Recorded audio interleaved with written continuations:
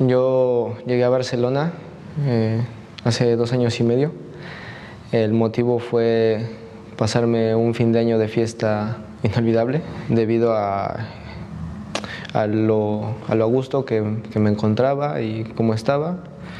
Pues pasó el tiempo, se me terminó la pasta que tenía y ahí fue cuando empecé a buscar un trabajo para poder quedarme, ya que me había agradado la ciudad, pero después me encontré con el problema de que tenía que tener una documentación para poder laborar. Más sin en cambio tuve suerte, por así decirlo, en encontrar trabajos, varios, uno de publicidad, otro de cocinero, otro en una tienda de ropa, pero después esa suerte se acabó.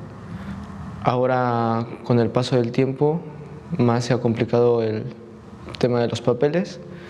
Eso me ha orillado a seguir esforzándome más.